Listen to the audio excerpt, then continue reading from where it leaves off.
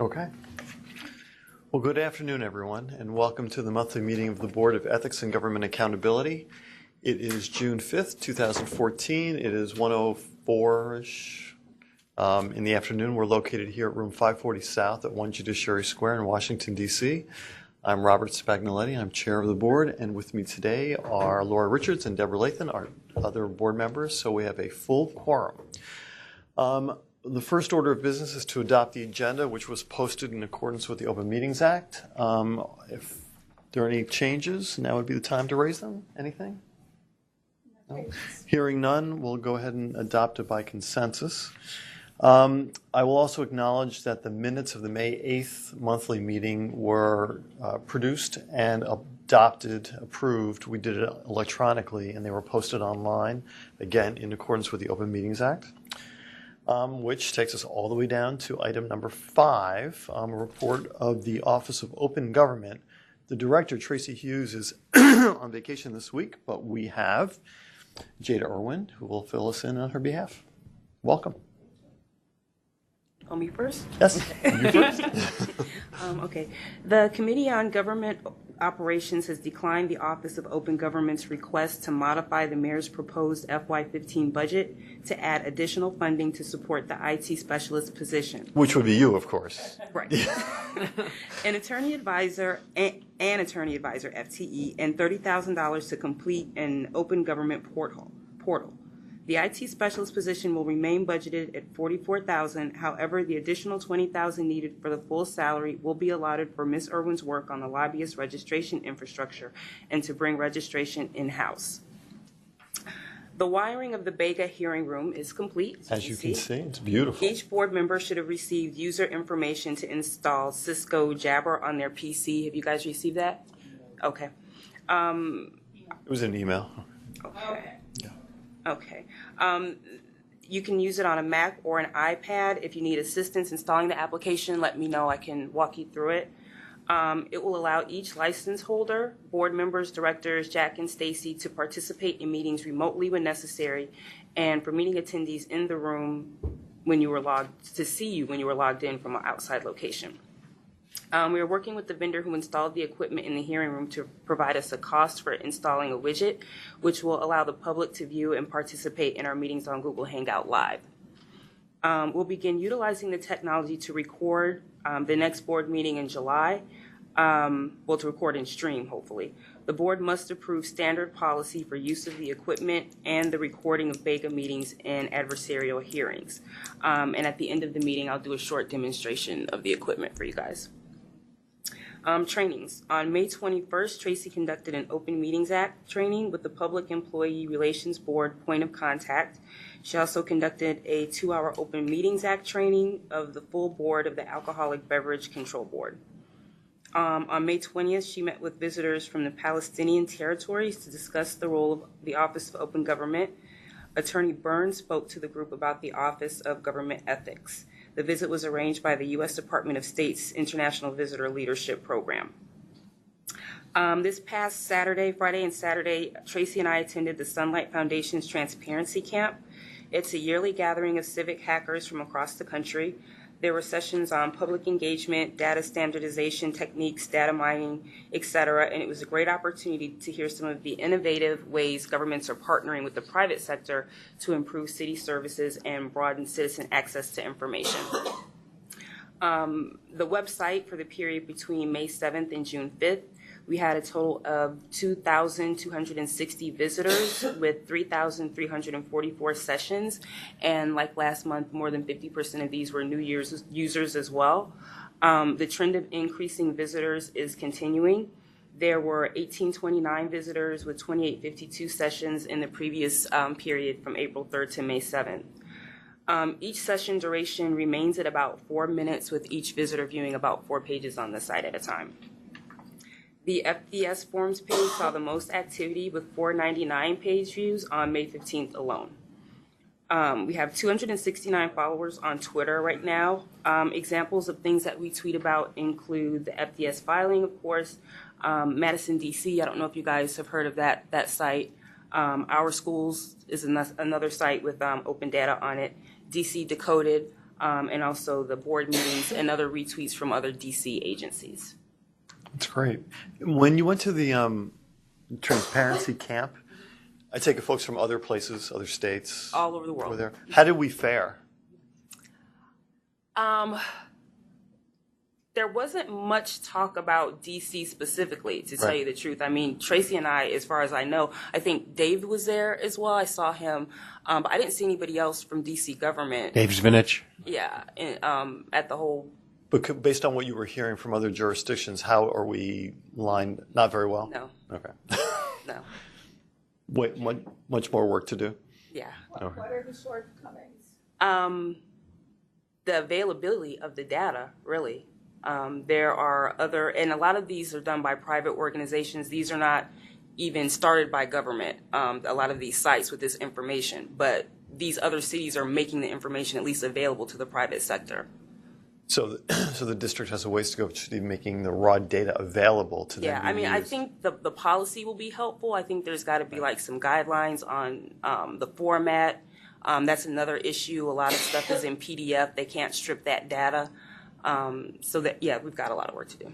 What's an example of readily available and valuable data that other jurisdictions are making available? Well, one example that I really liked of an app that they're working on or that they have right now, and this data might actually be available, just not in one place for DC, but they created an app where residents can sign in to find out when street sweeping days are. So if they sign into this app, they download this app, they'll get an alert that lets them know based on their address when the street sweepers are coming so they can go out and move their cars.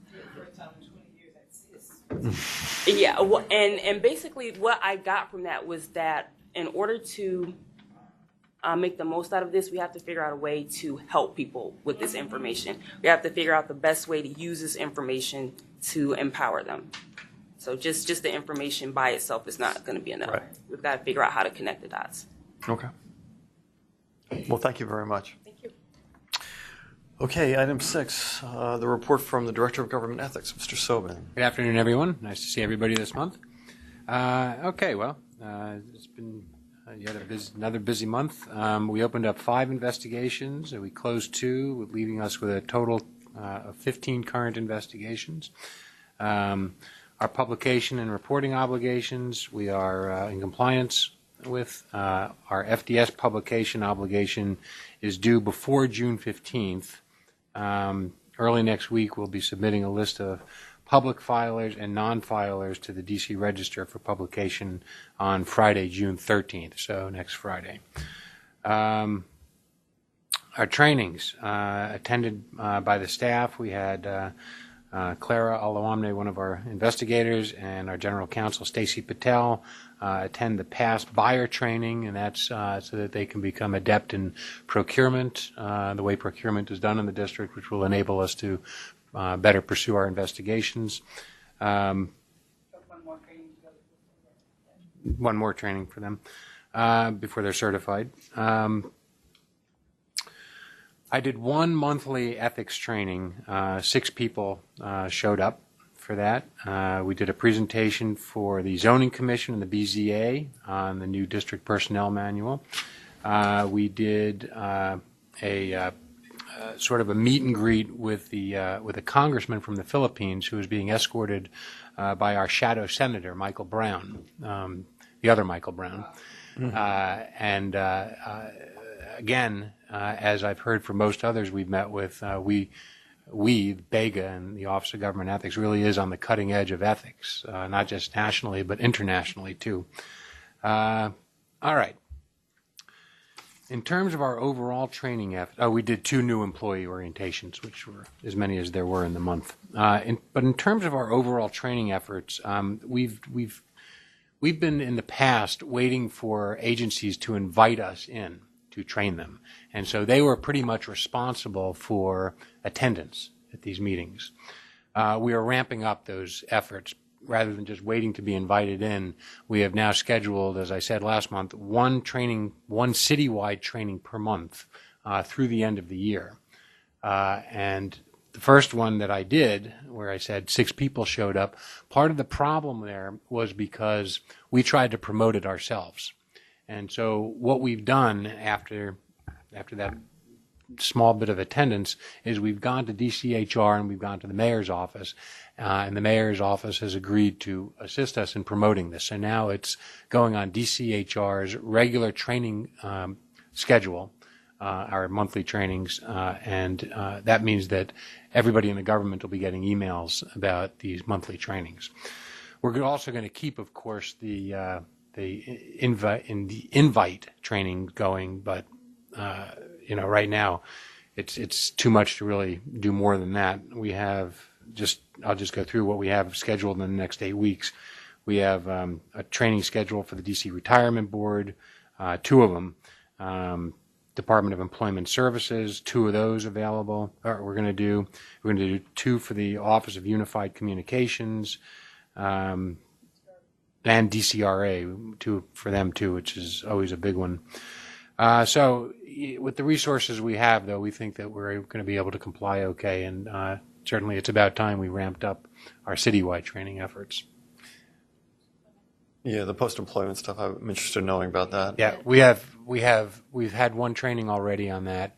We have how many more scheduled? I think we have 4 more scheduled, just focusing on post-employment restrictions. But of course, we did those training. We did a post-employment only training for our agency ethics counselors, and so it was a train-the-trainer class. Sure.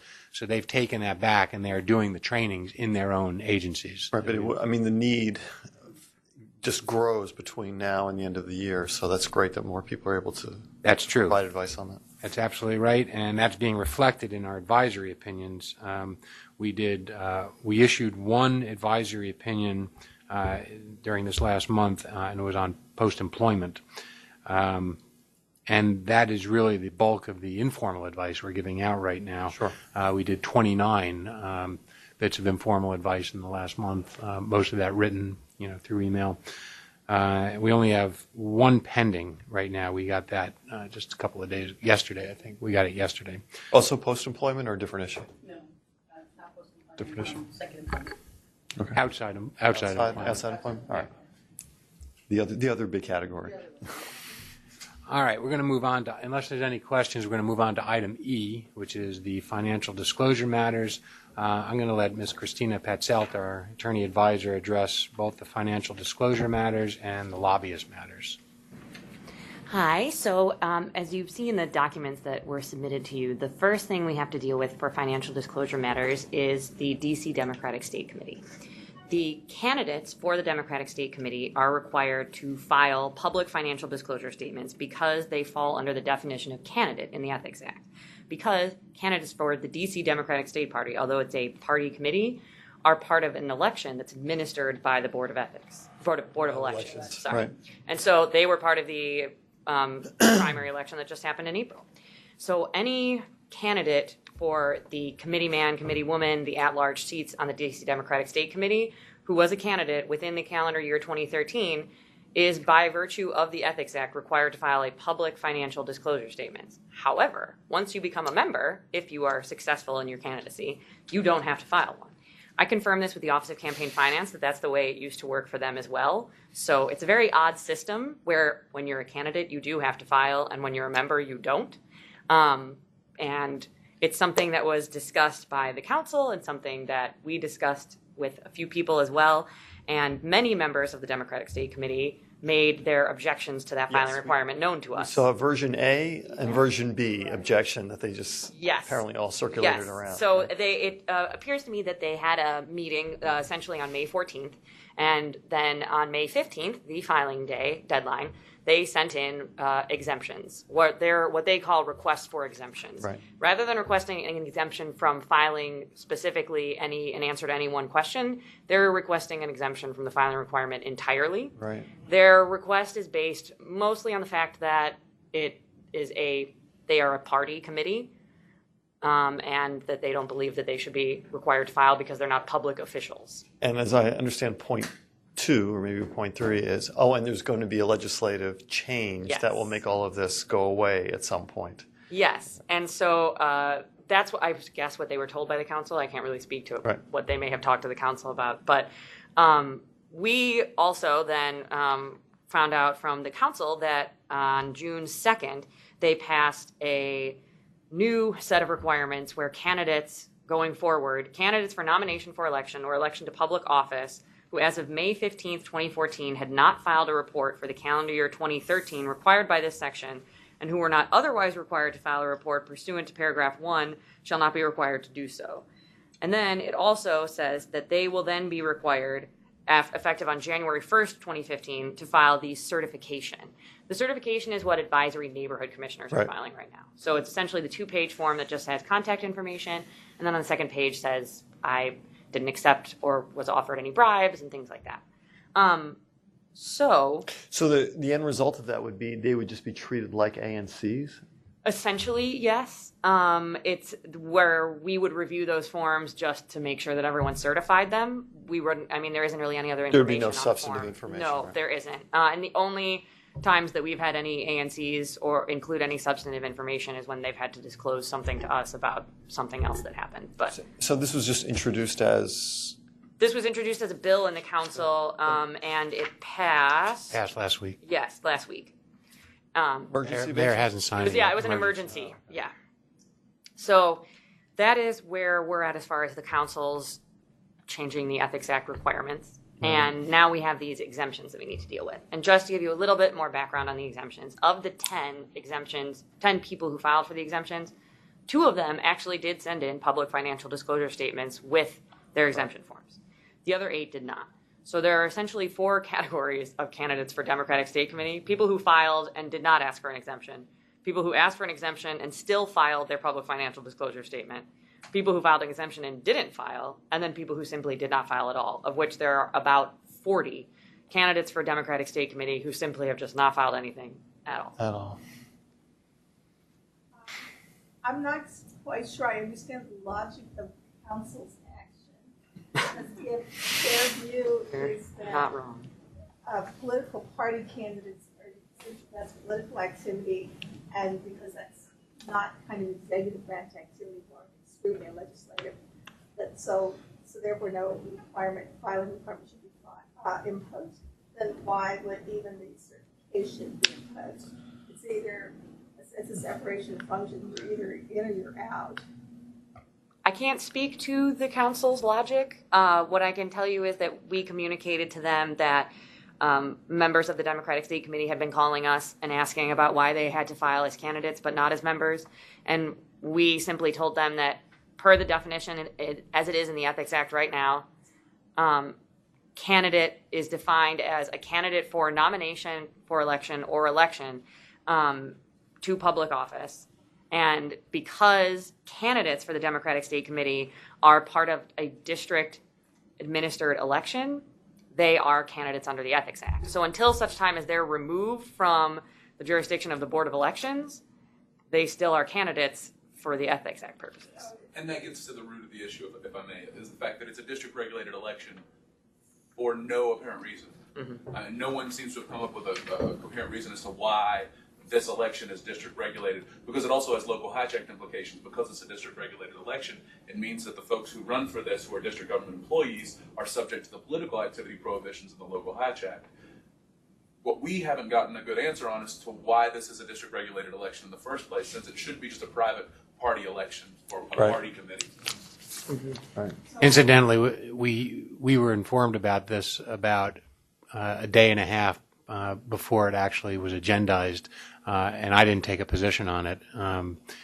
Part of the reason is because our meeting was this week, not last week, and so I didn't feel comfortable taking any kind of position on it. So I take it then that the majority of council members approved this? Super majority, right? It Passed emergency basis. Yeah, they passed the emergency. It's an emergency legislation. So then the question is, what, if any, kind of disciplinary actions are the individuals who did not file at all subject to? Is that? Well, it's partially that question, and if we're going to say what we're going to do for these people who filed the exemptions, and then also what we're going to do with the people who haven't filed anything yet. And this legislation says a candidate for nomination or election to public office who, as of May 15th, had not filed a report for the calendar year 2013 and was not otherwise required to file a report, so if they weren't a confidential filer for some reason or something like that, they shall not be required to do so. So they made it retroactive. Yes. Yes. It's just not a So fact. it seems to me that from the wording that what they're saying is this year, if you didn't file, you're fine. But next year, you have to file a public financial disclosure certification. And what they didn't do, and what we kind of told them, what we explained was the issue was the definition of candidate, but they don't seem to have dealt with that at all. I think that given the council's action and its clear expression of its intent, despite the lack of clarity,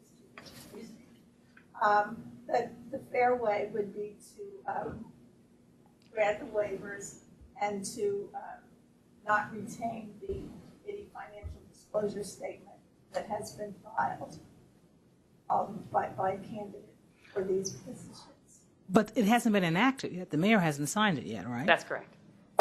So would you want to do this prior to it actually being enacted? Well, we've got some discretion here in how this is going to be enforced, and we can, if it was passed with a certain majority of the council, which is essentially veto proof, and appears to, and because it really does, based on our discussions here, it appears that we don't really see the logic of proposing this disclosure requirement. I mean, that's a different question from, for me at least, from holding people to a standard for not abusing an election. As long as these are elected positions, you can't abuse the election machinery. But that's arguably separate from disclosing your assets. Right. You'd still be, I guess, disciplined by the Office of Campaign Finance for any abuse of the election process. Can I ask a question then? Because this has other implications as well. It's not just candidates for the DC Democratic State Party who have not filed. Candidates for the State Board of Education, candidates for mayor, candidates for council seats. Of the 109 candidates who were required to file, only 52 have filed public financial disclosure statements. Again, roughly probably 40 of those are Democratic State Party candidates, but there are other candidates encompassed in this legislation for other positions who were required to file a public financial disclosure statement, and now we would be essentially exempting everyone. Now, my statement went only to the candidates for a political party position. Okay. What does the legislation say as to the other persons?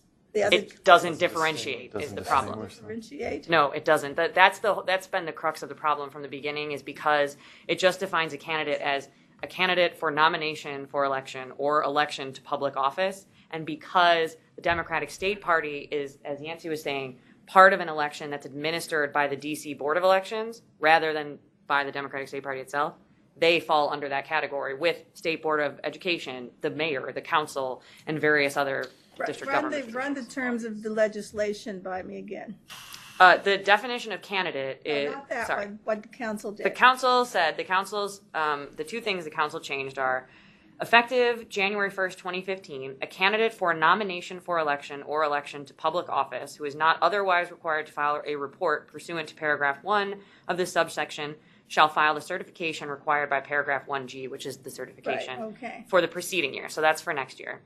And this year it says, a candidate for nomination for election or election to public office who, as of May 15th, 2014, had not filed a report for the calendar year 2013 required by this section, and who was not otherwise required to file a report pursuant to paragraph 1 of this subsection, shall not be required to do so. I would only grant the broad relief to the political party candidates. As to the rest, I would apply the council statute strictly once it's become law. I would. So can I just ask, the practical implications of that would essentially be that for everyone who's a Democratic State Committee candidate, they would be exempted entirely for this year. And then for all of the other candidates for other positions who have not yet filed, and we don't know that the mayor is going to sign this before we have to submit this list of filers and non-filers to the DC Register. Mm-hmm. If he doesn't, then on Tuesday, we'll be submitting a list to the DC Register of roughly 15 people who were candidates for various other positions who are non-filers then. Because if the legislation hasn't passed at that point, then they haven't been exempted via the legislation, and they haven't been exempted via the action of this board, and they are non-filers. Well, I would publish their names. I would publish it with a little paragraph that explains this and that says this may be revoked pending the result of the pending legislation. ask you this, though. Isn't there a distinction to be drawn, and maybe the council didn't, but a distinction to be drawn between the Democratic State Party and other candidates, in the sense that the Democratic State Party, these are internal elections, essentially, and whereas someone running for mayor, that's not an internal election. I agree with you. Unfortunately, the Ethics Act doesn't make any distinction. The other thing. Well, but I'm saying it seems to me that, and I'm asking you're the one who's familiar with the legislation, is that what the city council seems to be getting at is exempting out the state party people because this is not really like a real election. This is an internal election. But they're not. This legislation doesn't just affect candidates for Democratic State Party. I'm not even sure it mentions them. It doesn't, specifically. exactly. Oh, okay. I mean, That's in the the, problem. I see what you're saying. I think definitely the catalyst for this legislation was the Democratic State Party members Right. calling the council and saying, we disagree with this. Okay, but is there any opportunity to go back to the city council and say, are you just simply trying to exempt out the state party folks and not all candidates? Because we've got an issue. There's an issue here if you're exempting out all candidates in terms of the public filing. Yes, the opportunity is when they do the permanent legislation, we can go testify if we want. Mm-hmm. That- But not before then. The problem we run into also is, as Yancey mentioned, exempting them from the Ethics Act doesn't make them no longer part of a district-regulated election. And so you run into a weird area there where you're setting a very weird precedent that someone who's part of a district-regulated election is somehow not subject to the Ethics Act and various other. So we've all been around long enough to know that sometimes council passes legislation and doesn't recognize at the time all of the collateral consequences of what it is that they did, and it requires some education and perhaps fixing if they deem that to be the case. I'm kind of troubled by this because we sanctioned somebody last year for this very thing. Right, for not filing. We had a whole little adversarial hearing to which he did not attend, and he is now the subject of an enforcement proceeding by the Office of the Attorney General. So this midstream change for me is quite troubling. And as I also recall, during our first year of operation, we got a barrage of phone calls on the filing date about the absence of information, public financial disclosure information regarding candidates for office who then, at the time, had just had to file for the very first time for upcoming election. So this change, while I certainly agree, I think with everyone here, that having party candidates, internal party candidates, subject to the election process and all that follows with it doesn't make a whole lot of sense from a policy perspective. We're kind of stuck with this. And so I would agree with one slight modification to what Ms. Richards has suggested, which is we grant the waivers because it makes sense to in light of what the policy changes, but we publish none of the names of the other candidates who have not filed and instead put a paragraph or an asterisk in there saying others who may be subject to this pending legislation have not filed, and in the future, if it turns out that the legislation doesn't pass, and again, I'm just mumbling here, but then we'll publish them in a subsequent date. Because I think rather than put their names out there and then pull them back, we don't put them out there because it's searchable and Googleable and the rest, and given the high likelihood, as Ms. Richards points out, that the legislation will pass with or without the mayor's approval, given the number of votes that it garnered. I think that it makes sense not to put any of their names in at the moment, and then if subject to a revision if the legislation changes or is not passed. But I have to say that I share your frustration, particularly since it was just a few months ago where we were sanctioning somebody for that very thing. So. I accept the modification to my suggestion. Okay. Can I just clarify? So that's all candidates for the Democratic All State Party, candidates. candidates for State Board of Education, everything. We would not file any of them. Anything that Okay. would be covered by the legislation. Got it. All right. I guess the record reflects it's unanimous. Those are our marching orders. Thank you. As for other financial disclosures things, we're in the process of contacting the few agencies who never sent us a list of public filers, of which there are some. But we've had everyone from the Board of Elections, Board of Ethics and Government Accountability who's a public filer filed. So our agency is good. And everyone who's a confidential pilot that. Yes, so we're good there. But we're moving forward with contacting people at this point as far as people who have neglected to file and trying to get them in before our publication date next week. Excellent. And that is pretty much it for financial disclosures. Excellent. Thank Moving you on very to much. lobbyists. So lobbyist matters, we have one waiver. The way that this came up is we sent out demand letters, as you know, about 2 months ago. And one of those demand letters went to a registered lobbyist by the name of Victor Carl Honey. He has registered in both 2013 and 2014 with Bega, paid a $50 registration fee, filed his registration form. He has never filed any activity reports with us. So we sent him an original letter back in September saying that he had been fined for failing to file his July report, then sent him this other letter in March stating that he had still failed to file and needed to pay the fine, and also had failed to file a January activity report. We then spoke with Mr. Honey, looked into the records that we had on him, and we received a letter from Mr. Honey. The letter we received indicated his request for a waiver of the civil penalties.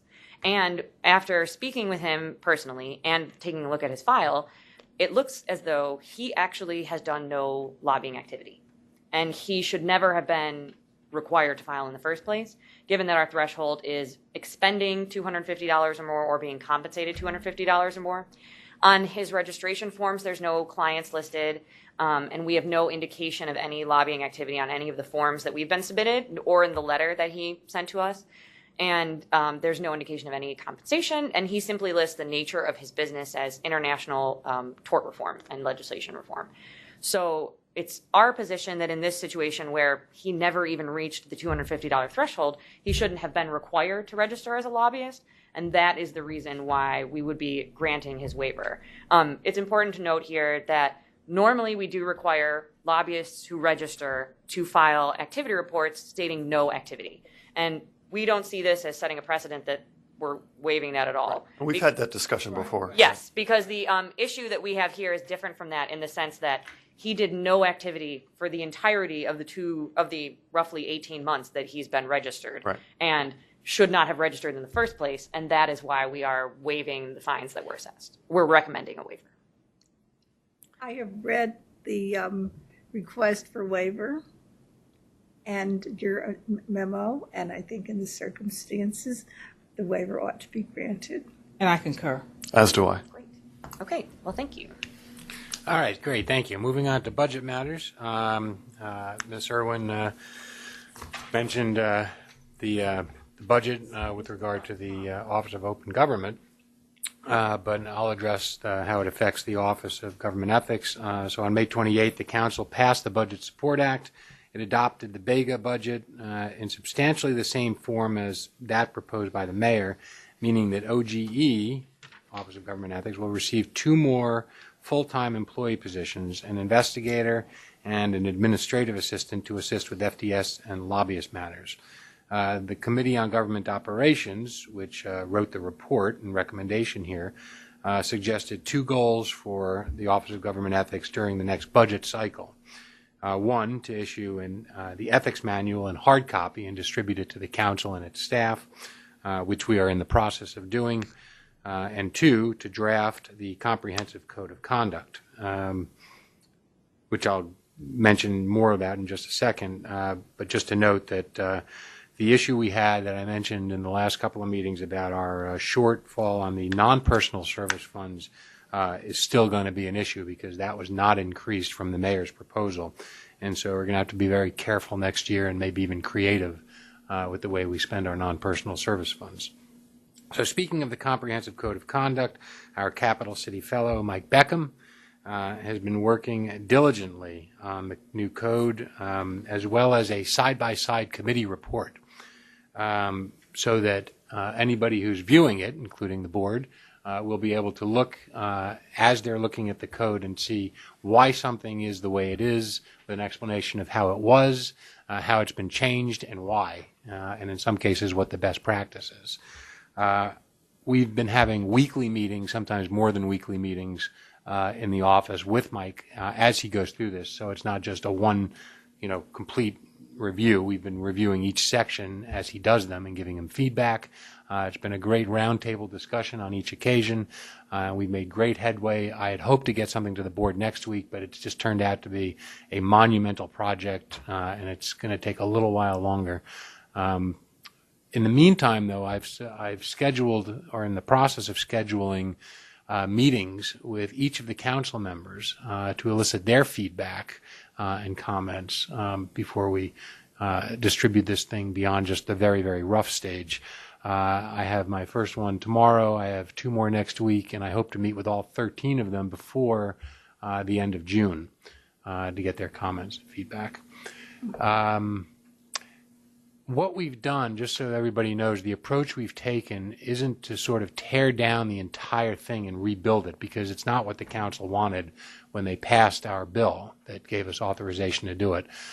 They want us to sort of codify what's all over the place in one place and fix what's broken, and that's the approach we've taken. So I'm not expecting a lot of pushback from the council members, because we've essentially taken their code of conduct, the council code of conduct, instead of the DPM, and use that as our baseline. And so as we move through that, we're trying to incorporate the district personnel manual where it's appropriate, and where there are gaps, we're trying to fix those gaps with best practices. Again, you guys will have something, we hope, in the next few weeks. After that, we'll distribute it more widely to, still informally, to, for instance, the general counsel, to the council, and maybe folks in the executive to get some comment there before we actually have a meeting to finalize it. Well, once this is done, will those portions of the district personnel manual that deal with the kind of conduct within our purview, will those provisions simply be repealed? That is the plan right now. We were going to recommend a repeal, because the last thing we want is yet another body of law out there on ethics. The whole point of this is to codify it in one place. And does DPW, I gather they've been working with you, or at least aware of your efforts. Are they kind of amenable to doing this? DPW? I'm sorry, not the Department of Human Resources. Oh, DCHR? No, we're not working with them at this point. Okay. They just issued the DPM, so we sort of know where they stand. Right. The new DPM. So, and that's what we're trying to incorporate from the executive side. Okay. So if I'm getting this new comprehensive code of ethics, and am I going to get, let's say I'm a council employee, so I'm under certain provisions, but I'm not, so am I going to get confused, or if I'm a district employee executive, am I going to get confused going through this as to which parts apply to me and which don't? We're working very hard to make it as straightforward and simple as possible, so that the main body of it applies to everybody, and in specific sections we have carve-outs where it won't apply to certain folks. So we're very mindful of that very thing, like, where do I fit into this? So the baseline is everybody fits into this, the main body, and then there are specific carve-outs within the body on a section-by-section basis. And if I'm a supervisor in an executive agency and I want to discipline someone, am I still going to have something in the personnel manual that lets me discipline them short of, if it's conduct that could be the subject of a disciplinary proceeding or an ethics proceeding? My preference, this may change as we go through this further, but my preference is no. If you want to discipline somebody, you would discipline it based upon the comprehensive code of conduct, which would sort of take the place of the existing district personnel manual. That's for conduct. Okay, so if there's conduct, all right. So but those portions dealing with tardiness would still be available. Oh, yes. in DPM. Yes. That's not part of what we consider the code of conduct. Because it wouldn't affect the performance parts Right. of the DPM, just the ethics part of the DPM. Okay. Right. Mm-hmm. So there's a whole chapter of the personnel manual that ought to disappear. Right, 6B, title 6B 1800. In this process, is there a separate section where we make recommendations for changes that should be made that are not currently law, but, best practices, basically? We're just going to make them, and then we'll have a side-by-side explanation, which will essentially say, this is a new provision if it is, or this was changed to reflect Okay, but it best won't be in one practices. section, it'll just be as you go That's through, you'll look. And then the city council would have to approve each of those recommendations? Now, the city council would take the entire code of conduct as we present it to them as a form of legislation. We're actually going to be drafting it as legislation, and they would either approve it or they would change it or not approve it. But in order for them to know what the new recommendations are, they'd have to basically go line by line. There's not going to be any one spot where here's all the changes, the new recommendations. Well, we'll do a cover memo laying it all out and Okay, summarizing okay. it. Okay. Summarizing. And we also have the ongoing, issue of how to reconcile Inspector General authority and ethics authority. So if I'm looking at this new code of conduct as a supervisor, and I know I've also got waste, fraud, and abuse going on, how do I characterize conduct? Is it my discretion as to whether to proceed under the new code of conduct, or to proceed, or to call the IG, or what? Yeah, I think we're going to keep in what has just been issued with the DPM, the new DPM, which says they have to report it either to us or the IG, or both. Okay. And I think we're going to keep that in the new comprehensive code of conduct. All right. We're not going to change it. They've got the discretion to do either one. Right, and so if someone reports it to us and it's waste or abuse of some kind, we could refer it to the IG, and we would hope that the IG's office would refer strict violations of the code of conduct to us if they don't want to do it. Well, there's always that little fuzzy area where it's both. Yeah, It's even true. tardiness comes at a certain point to be waste and abuse. Yeah. How will it? Okay, thanks. Okay. All right. We're going to move on now to our our rulemakings. We have one rulemaking that we need to decide about today. As you may recall, we previously sent you a draft of the rulemaking for negotiated dispositions. And we discussed it at the May 8th meeting. At the time, there was some question about making some changes to the expungement section. We made those changes. We distributed it around. Chairman Spagnoletti voted to approve. Board Member Riches, you had some more questions. I think we answered those questions in a subsequent email. Yep. And so now it's really time to decide. Yeah, I'm satisfied that the changes that you made address the current concerns. Again, I don't like the word expunged because I think that's technically not correct, but that's beyond our purview to change. So I will, with that one reservation, go ahead and vote to approve the final rules. I'm good, thanks. Me too. Record reflects we have unanimous consent on the new rulemaking for negotiated dispositions. We will finalize, distribute it I'll to sign the transmittal. Chairman, and he'll sign, and then we'll get it published. All right. Moving on to non-confidential investigations. I'll say briefly this about the OAH investigation. The Ethics Board issued subpoenas upon motion submitted by Respondent Walker to 5 witnesses for depositions. 4 of the depositions are scheduled to take place by the deposition deadline indicated in the Ethics Board scheduling order, but the 5th deposition could not take place by the deposition deadline because of the schedule of the witness to be deposed, one of the ALJs. Okay. Therefore, the Ethics Board granted. Therefore, we're asked. I'm sorry, I don't have my reading glasses. Jack was going to be reading it, so we're done already. We're asking the Ethics Board to grant the request without opposition from the Office of Government Ethics to extend the deposition deadline by 1 day to June 11th so that the 5th witness can be deposed.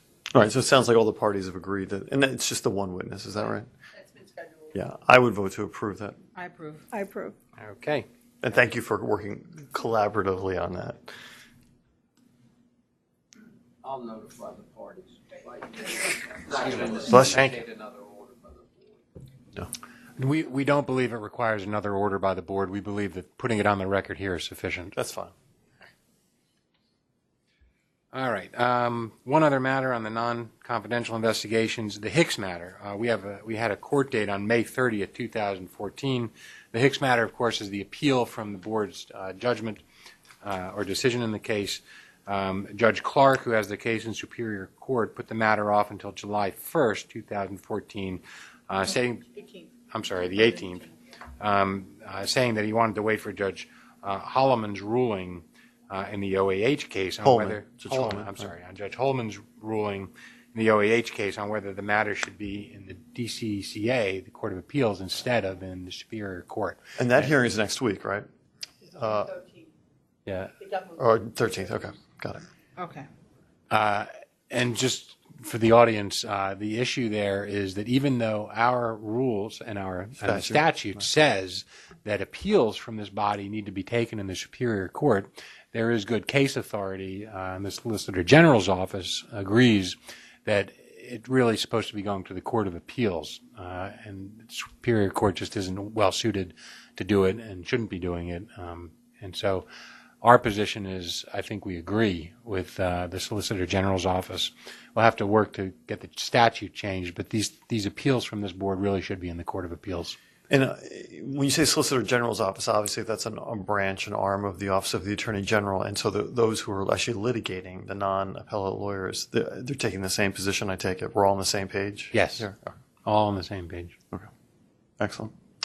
All right. And that concludes the report of the Office of Government Ethics in the public portion of the meeting. Any questions for the Office of Government Ethics before we invite public comment? No? No, I have no questions. All right. It is now 1:50. Our general practice is before we go to a closed session, since members of the public will often attend, to give them the opportunity to comment or raise suggestions or ideas before we go into a closed session, since we don't ever know how long that's going to last. We don't want to make people wait unnecessarily. So even though we will come back into a public session after our closed session, we'll take this opportunity now for any members of the public to address us, and we're happy to hear what you have to say. That's me. I see Emily Morris, who is approaching the front table. Yeah, I haven't done this in a while. Actually, I brought some materials, excuse me, that I wanted to share with y'all. Can you say your name, please? I'm sorry, just 1 second. My name is Emily Morris. I'm a recent non-employee. It's been about 6 weeks, and I think I'm your first person that you've employed the new rules against. I think I must be the first rulemaking. No, second. Second. I don't know. So I can read this to you, but I also just put together basically a summary of what I wanted to talk about. Thank you. Explaining to you all about what exactly is the impact of this rule on me personally. Oh, I don't know. Emily, Sure. I didn't know how many drinks since I had never done this before. So I was an employee with the district it would have been 13 years in August. And about a year ago, I decided I wanted to kind of explore doing something else. So I looked into potentially starting my own firm, and I did. And I'm sorry, this is a very emotional experience for me because of the way that this has occurred. So I actually called Darrin before I left. I gave my notice on March 10th and to my supervisors. And on the 2nd, I was talking about potentially contracting back on some of my projects. And so I called Darrin and Stacy, and I talked to them about whether I could do that. And they called me back, and they said, it looks like you can do that with some caveats, and we'll send you a formal letter. So I officially resigned on the 10th of April. On the 18th was my last day in the office. And on the 22nd, I was approached about potentially being hired and was like, well, I need to check and see from an attorney-client standpoint what would happen. Like, how do I attorney-client, not ethics, but, because I'm an attorney. So I called Darrin, and he... I just said, hired by whom? By someone who was going to be adverse to the city on a brand new matter, something that I never touched, didn't even exist the week before. And I said, I need to look into how that works with the city because of my attorney situation. Sure. And I was told by Darrin for the first time that there was a new rule that prohibits me from talking to the city, basically, for a year. And this has had a real On any matter? No, not the whole city. Well, it effectively is because there are My question is this, is it your understanding that the prohibition is that you cannot do anything for the city or only that you cannot work on things that you previously worked on for the city? I can't be adverse to the city on any matter, whether it existed or not, or whether I touched it or not, for 1 year, pursuant to this rule that took effect on the 11th of April, which I did not know about. And was not told about even before when I had conversations with Bega. I feel like I followed the rules.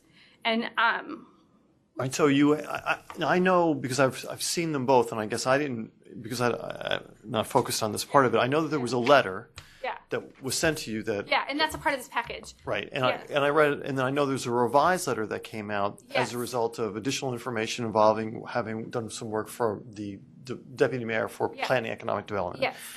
So this issue that you're raising now is new in terms of well, at least in my head is new Yeah. about the problem that you're facing here. So I just want to make sure I understand what the issue is. The rule, you have a 1 year cooling off period. Yeah. Because, how do you understand the problem? I have a 1 year cooling off period, and the way that they defined it is because of my unique position. There's many reasons for why I was considered to be an OAG employee, even though I was paid by deputy mayor's office. I effectively was a general counsel. They just didn't give me that title.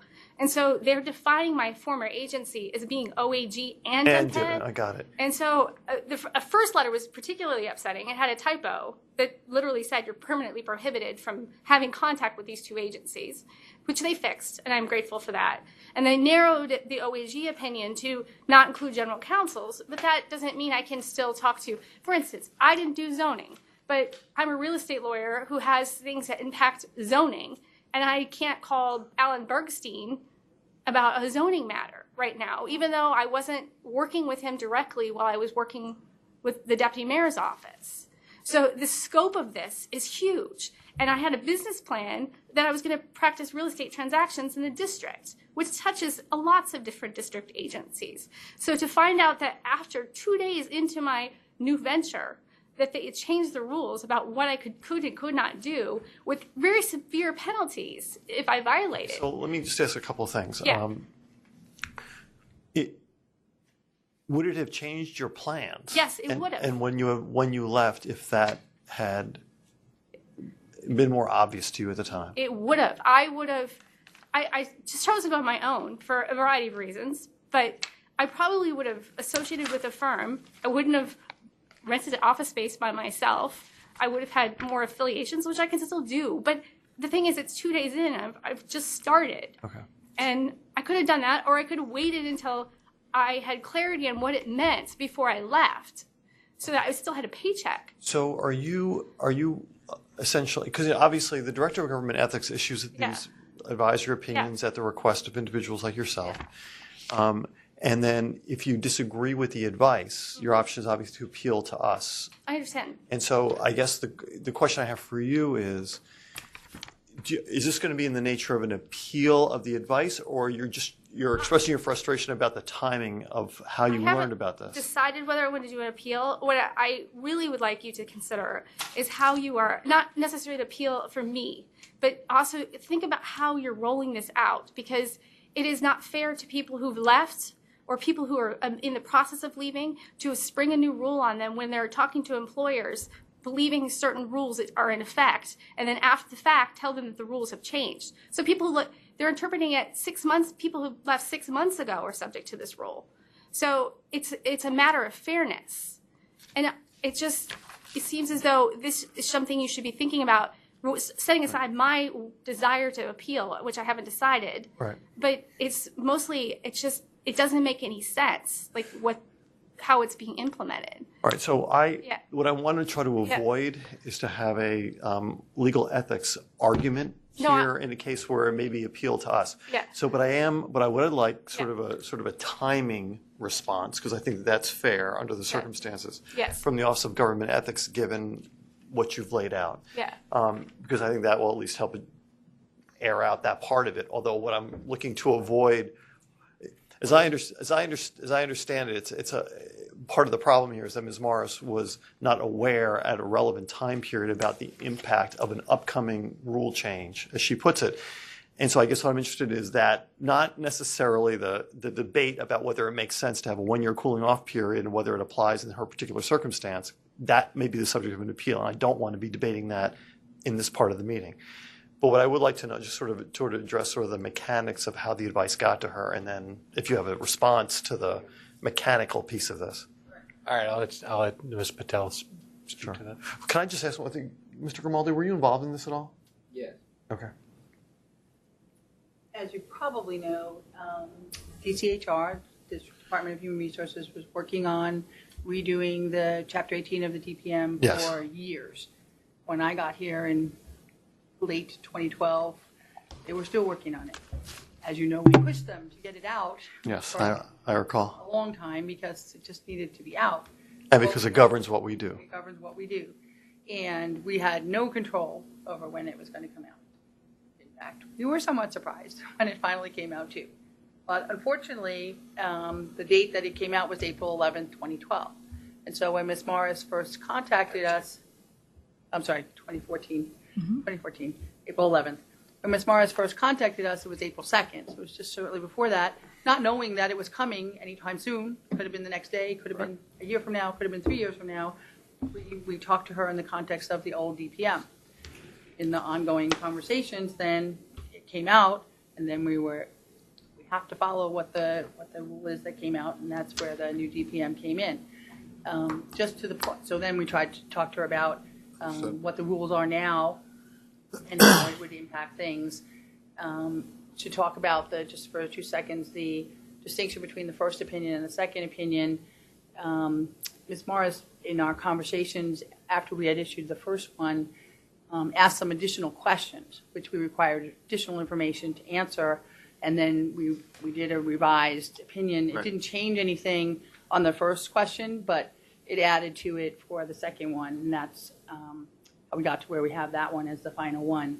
I'll also just mention, just because I deal with this daily, yes, it impacts everybody who left the district in the last year. And so, as Ms. Morris was mentioning before, there was actually a post-employment opinion just like this prior to hers. It just was a person who was not a lawyer.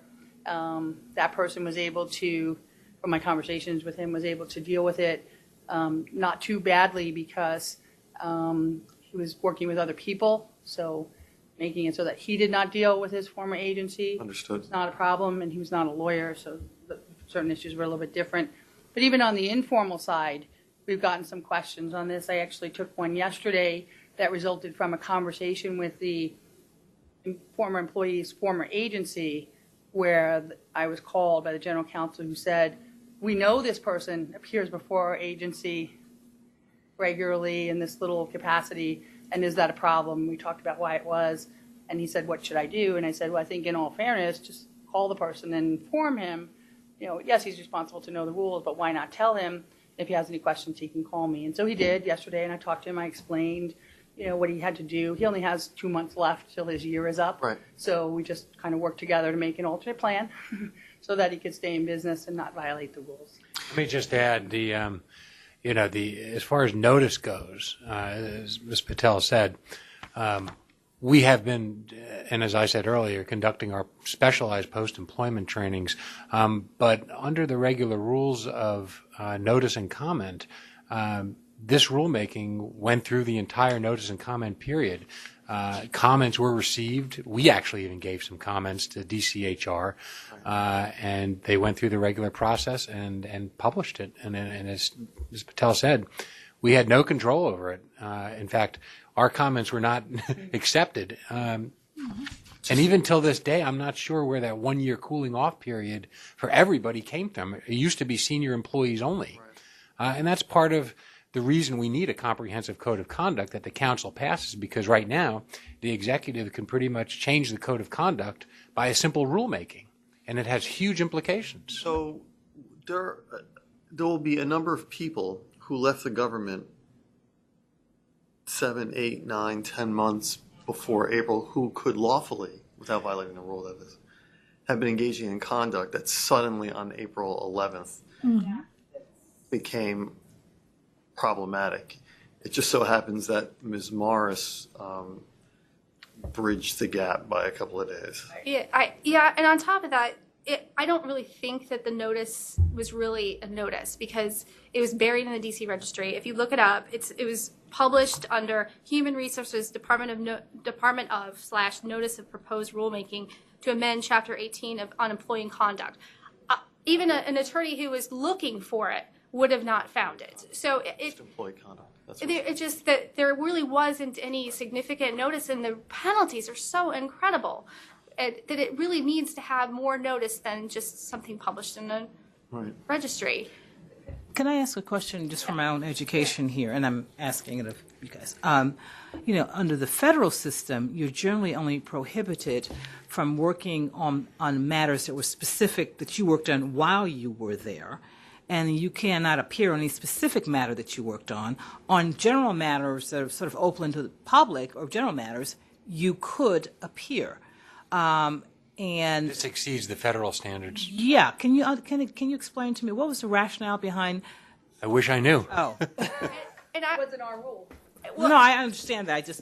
And the Congress actually tried this in 1978. They had the similar rule Congress passed in 1978 that says all employees can't make appearances for 1 year.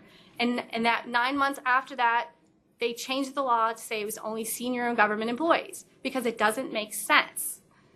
But that's okay. So but basically, I guess I want to understand what you're asking of us, because obviously we can't change the rule. I mean, this is a rule that's been. You have ability to interpret it differently, and I'm not saying I'm going to appeal it today. And I'm just telling you this has a real world impact. It's affected my business. I have yet to be retained by a client.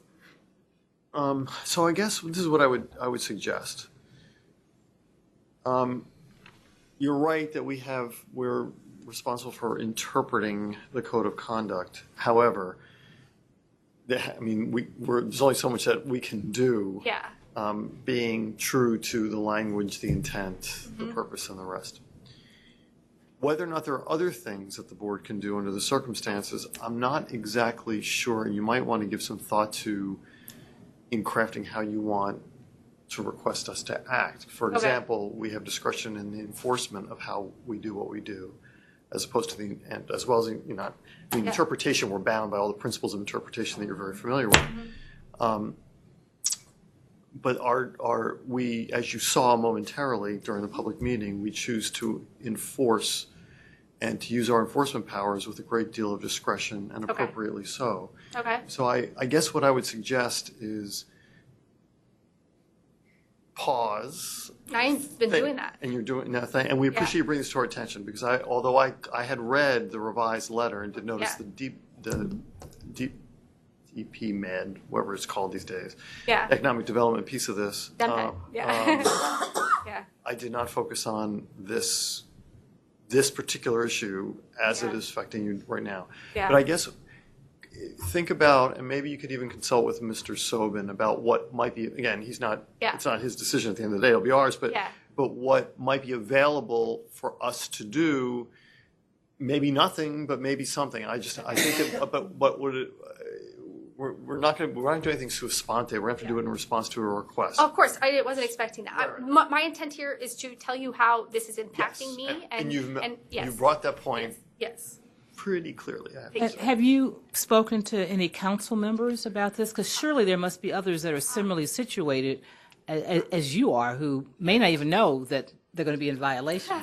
So I spoke with Chairman Mendelson informally, and I've been considering talking to McDuffie, who is the one that really needs to. And one of the reasons I have not done that is that I respect Darrin and Stacy, and I respect this board, and I don't want to go behind your back and do something. Well, this is not our rule. This isn't our rule. This is our interpretation of. I understand. Yeah. So I've been just trying to respect the process to a certain extent, and also bring it to your attention. That's my intent. And then figure out how to solve the problem is a separate issue. Okay, so you've definitely succeeded in your first goal. Okay, thank you. You've got our very clear attention and our concern about not just for you, but other government employees who are going to be potentially caught unaware by the impact of this rule. Yeah. That being said, is that we can't change it, and we're going to be certainly limited in how we interpret it. Yeah. But that there may be other forms of relief for folks who find themselves caught. Yeah. just give some thoughts to what you might Sure. ask us to do. Thank you. I appreciate that feedback. And another thing that you all should really keep in mind is that there's not necessarily a bad thing for former employees talking to their former coworkers. There's efficiency that comes out of that. I have experienced it, and it's not necessarily a bad intent. And so this rule and the way it's being implemented, and basically assumes that by just talking and trying to influence them and try to get things moving is a bad thing. And we understand. As a former government employee, former full-time, now yes, special. Yeah. Yes. So I appreciate you listening to me. My general thoughts are written out on this piece of paper, and basically the letters they've sent me are out there too. So thank you very much. I do appreciate Darrin and Stacey and how they've tried to narrow it as much as they possibly can, but I think it could be done a little bit more. So, understood. But thank you. So thank you. That's all I really had to say. So. Well, thanks. Thanks For taking the time to come down. Thank you. Thank you. Anyone else? Okay. In which case, it is now 2:10, and I'll go ahead and entertain a motion to move to a executive non-public session to discuss ongoing confidential investigations pursuant to DC Code 2-575B14, to deliberate on a decision in which the Ethics Board will exercise quasi-judicial functions pursuant to DC Code 2-575B13, and personnel matters pursuant to DC Code 2-575B10. If I could have a motion? So move. Second? Second. All those in favor, say aye. Aye. Aye.